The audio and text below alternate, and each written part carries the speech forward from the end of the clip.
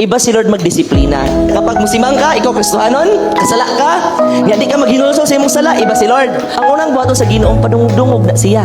Kabantay mo kapag nakasala mo, na ay mga reminder sa Facebook inyong makita.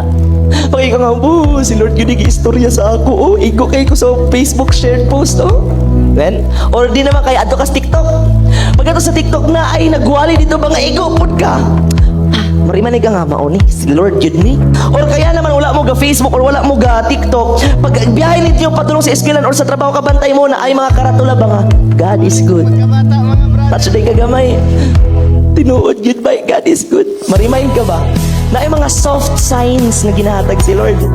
Then later on, dahil kapag di ka madalaan ng soft signs, kabantay mo ana, na mo na ginihinungdan, di ka ba na kaamat-amatan. Or di naman kaya kung estudyante ka, tungod di nakasala ka, wa ka na balik sa Ginoo, nagkabagsak-bagsak na ka.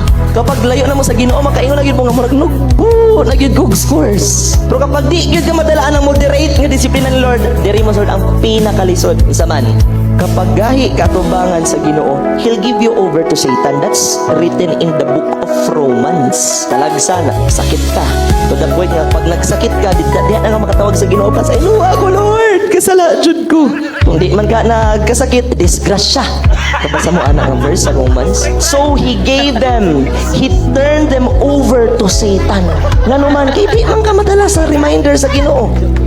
O karon nga si Satanas na ang ga-influensya sa imong kinabuhi, magkalisod-lisod na ka, disgrasya dito, kalisod dito. Gialaw sa Ginoo nga mahitabo na sa imo so that you would understand that you need God. Kaya nga naman, nawala ka sa life of obedience.